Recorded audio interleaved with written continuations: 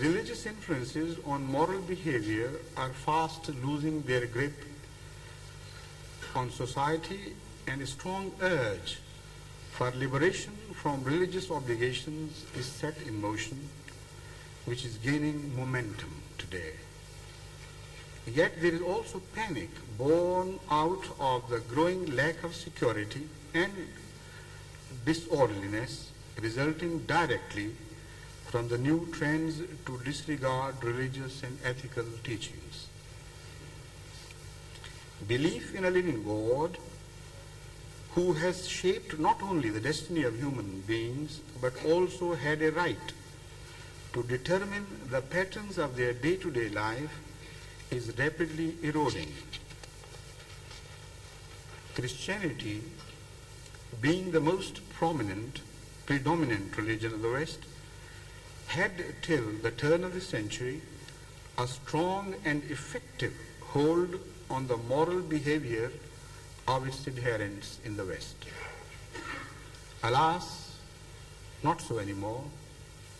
Instead, our civilization has evolved with the interplay of scientific socialism, rapid scientific development, and material progress, forcing Christianity to retreat step by step and adopt a progressively diminishing role in molding social behavior in the contemporary world.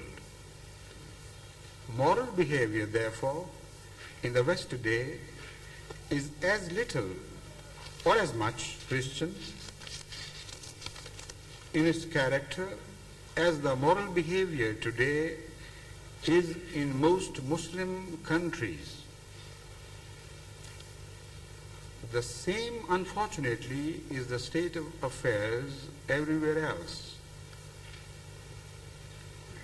There are so many Buddhists, Hindus, Confucianists, but unfortunately, so little of Hinduism, Buddhism, and Confucianism.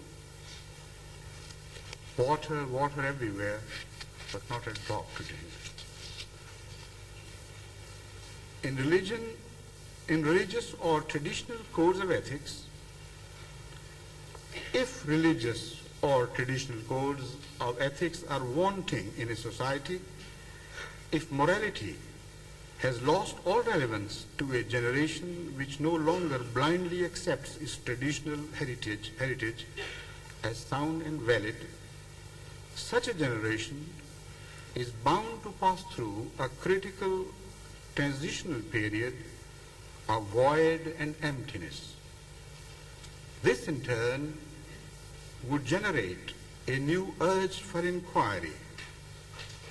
This process of inquiry may or may not lead this generation to the discovery of a better and more satisfying code of conduct. It may, on the other hand, end up in total chaos or a state of moral anarchy. Unfortunately, as I see things, it is the latter option which seems to be the choice of the modern society. A wind of change is blowing through the societies of the world, be they Eastern or Western, religious or secular.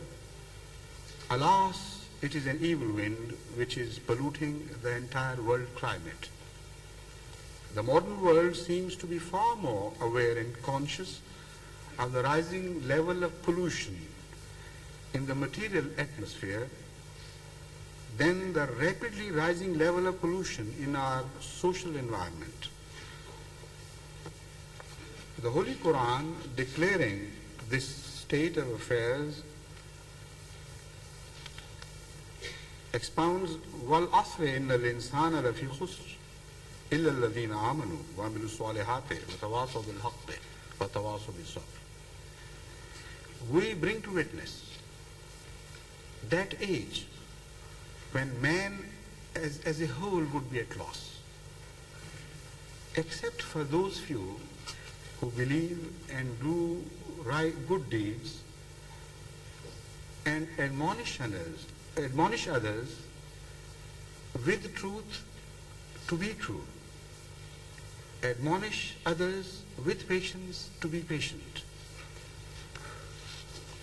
Exploitation, duplicity, hypocrisy, selfishness, oppression, greed, mad pursuit of pleasure, indiscipline, corruption, theft, robbery, violation of human rights, fraud, treachery, lack of responsibility, and want of mutual respect and trust have become the hallmark of the modern societies.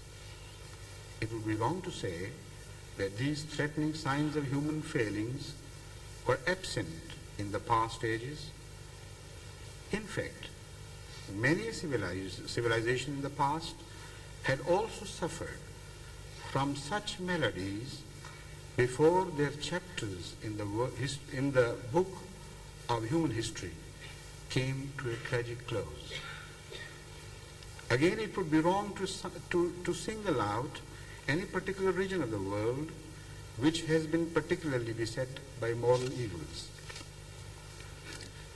The Holy Quran describes two climates. One climate of attitudes in which evil flourishes, and one climate of attitudes in which evil does not flourish. If you take up Islamic moral teaching piecemeal, order for order, then perhaps it would be very difficult for a Western mind to understand the philosophy of this teaching. As I have emphasized, it is the climate of a social philosophy which has to be understood. And once you begin to understand that, then you will realize that this climate is better to promote goodness, and that climate, unfortunately, will fail to promote goodness. Islam deals this subject in exactly the same manner. First, let me describe a society which, according to the Quran, is un-Islamic. اعلموا أنما الحياة الدنيا لعب ولهو وزينة تفاخر بينكم وتكاثر في الأموال والأولاد كمثل غيث أعجب الكفار نباته ثم يهيج فتراه مصفرا ثم يكون حطاما.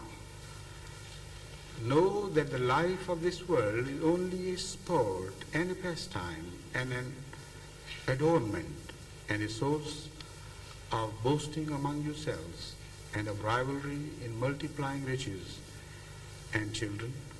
It is like the rain, the vegetation produced whereby rejoices the tillers, then it dries up, and thou seest in turn yellow, then you seest it turn yellow, then it becomes worthless stubble.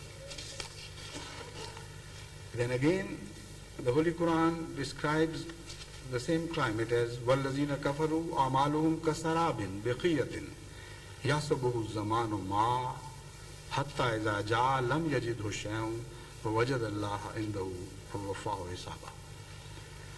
That those who follow vain pleasures in the world, their example is like one who is thirsty, and to quench his thirst he runs in the direction of a mirage, hoping that when he reaches that spot where he observes water, his thirst would be quenched.